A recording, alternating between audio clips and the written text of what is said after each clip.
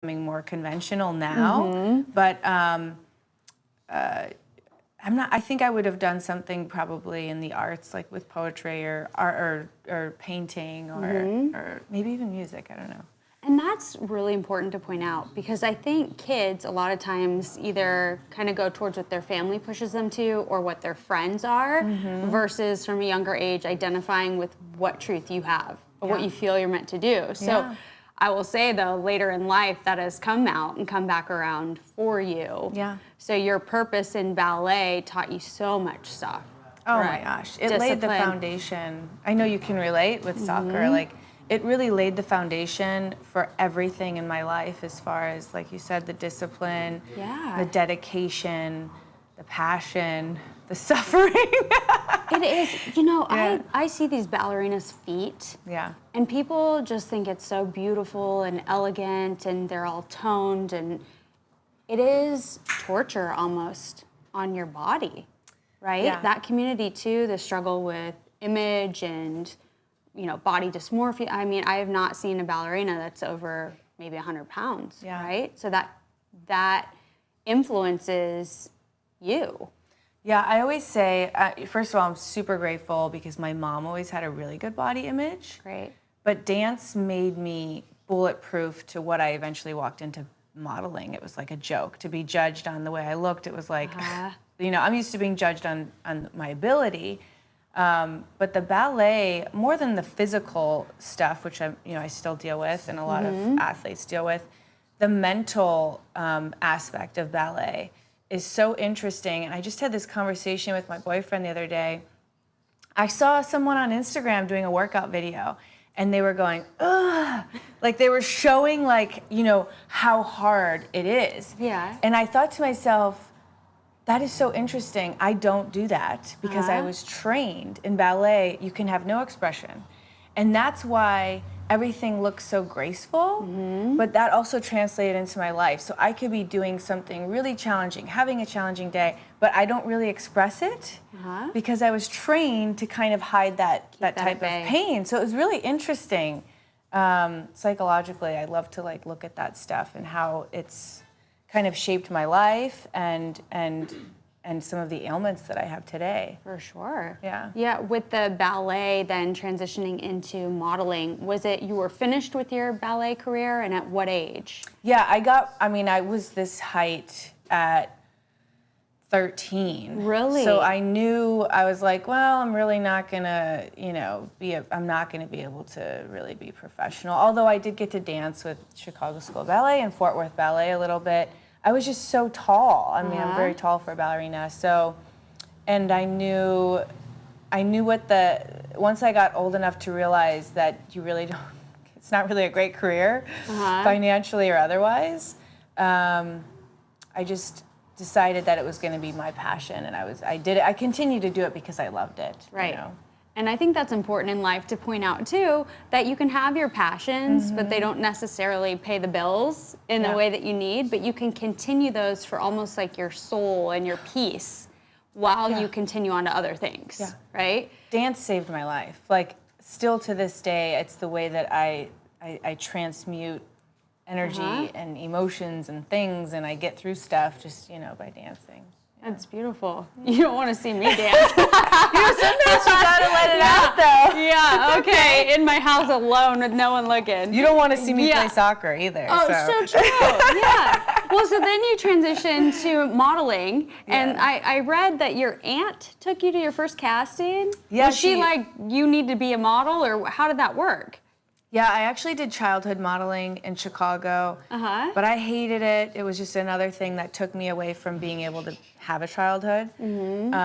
So it wasn't foreign to me, but then I moved to Florida when I was 17, and my aunt heard of this modeling contest in the late 90s. This was a big deal. There was these modeling contests, which basically I felt like they just ripped people off. They just took your money. And, Some of them do. So I kind of had this really bad vibe about it, and she kind of forced me to go, and gratefully they comped my entire trip. It was like they sent you to Orlando the next week or something, and then I ended up signing with my agency in South Beach. And I tell people this, and they're always surprised, but I still hated it. I hated modeling until I actually got pregnant and I started pregnancy modeling. Interesting. At what age was that shifted? When I was 25, so like 17 to 25, I modeled that entire time, and I just despised it. But at the same time, I didn't really have any other. I was like, what else can I do to make this much money? You were trying to find yourself with something that supported you in that way. So, but it was probably shaping you to be able to accept certain things or find your next purpose, if you will. It gave me a lot of freedom. So I was like, because eventually I put myself through yoga teacher training. While you're pregnant, or this? No, is it was after? actually after I got pregnant. But the reason I finally embraced it when I was pregnant is it was just when pregnancy modeling. Prior, they used to just use regular girls and put a belly suit on them.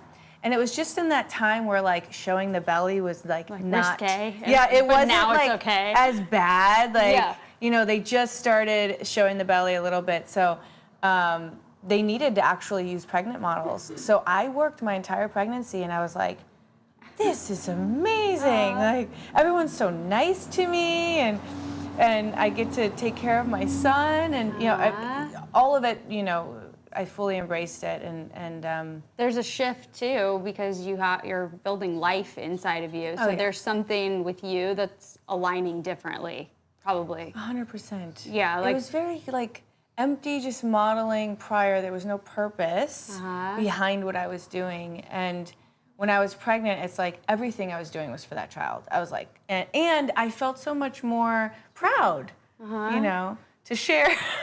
I bet you were the cutest pregnant lady. I was actually huge. It's funny. I gained 65 pounds. Did you? Yeah. So you were up to a good 120 then? I was 185. No way. Yeah. And you're 5'10"? 5'10". Are you 5'10"? Yeah. I loved it. I should work at the fair. I was like, I just guessed that you're 5'10". I should be that girl in the booth that's like, you're 5'2", you're 5'6". So after the modeling and the pregnancy and you embraced it, then you had your son. Yes. And what was the shift from there? I always say that when I became a mother, I came into my own. And everything shifted for me. I mean, it's interesting because we keep going back to purpose, but everything in my life made sense. And it's actually what really sparked the self-love practice for me, because the only reason I actually started even doing that was because now I'm a mother. So now I actually have to take care of myself because someone is independently relying on me solely, because I was also a single mother. So there was a lot of, everything shifted. Yeah, everything shifted. Everything started to zoom in and make sense.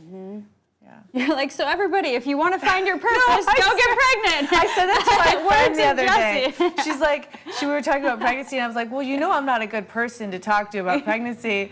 And I was like, I was in debt when I got pregnant. And I'm like, babies come with their own bank accounts. And it's true. Like everything all of a sudden for me made sense and started to happen in a positive way. Yeah, and a lot of times different shifts in your life lead to that. Like big changes lead to more purposes. Yeah. So did you stay in Florida? No, so I was in California by then. Okay. I moved out here. I didn't stay in Florida long. I moved out here when I was about 20. And lived in the model's apartment, eventually got my own place, and cut to, now I'm modeling and I have my son. Yes. So post birth of your son, did you start modeling again? How was it for you, body image wise, getting back into it, and same with the acceptance in the modeling world? Yeah. You know what? I fully embraced it. That's one thing that I'm really grateful. I've always been very active and mindful eater, so I never really had to, that kind of stuff didn't, like I said, I think the dance world kind of made me bulletproof from judgment on a physical level. But honestly, Kaleo and I did our first job he was 6 weeks. I think for Fitness Magazine, we did a workout piece together where I was like bench pressing him. Cute. Yeah, and then I worked all postpartum. We did like nursing stuff, and we did a commercial together. We just I was just bringing him along. Yeah, but there's something for everyone. I feel like out there, say you want to be in the entertainment world or modeling world, there is a time frame for every time in your life that you can work. Yeah. You know, and the experience brings you different jobs. Yeah. So, you know, I don't want people to get discouraged, and I think you're the poster child for that. Well, I think marketing too. I mean, gratefully, I think when I was younger that might have not been the case, but now, yeah, marketing's definitely every phase of your life. Age, you know, sex, gender, you know, anything. Well, and you've grown a big platform for yourself as well. And I feel like it's so important health-wise too to discuss what transitioned you into more holistic. You were always into your body and taking care of it and being in tune with that. But you had, at what age, a diagnosis with rheumatoid arthritis? Yeah, I was 29 years old when I got diagnosed, so my son was 3. And it's what the craziest part was is I was considered the epitome of health to my friends and family. Right. I was vegetarian since age 11, ballerina, practicing yoga. I gave birth at home, breastfed Cleo forever. Yeah. Everything I did was very holistic already. And then for my body to give up, it was like, whoa, what is going on here? What were your symptoms? Were you the swollen joints or the aches? What? Yeah, I mean, a lot of it too, I think, goes back to being an athlete. Is I ignored a lot of these signals. I was kind of used to feeling Pain all the time.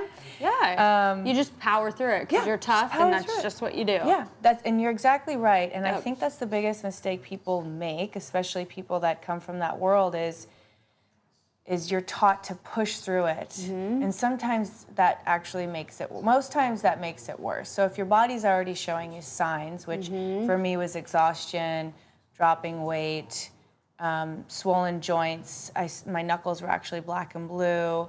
Wow. That's like your body's last cry for help, you know, like when it gets to that severe of a point. Absolutely. And so you went to all Western medicine doctors, right, initially? Well, yeah, so initially I actually went to my naturopath and my regular doctor and just had regular checkup and blood work.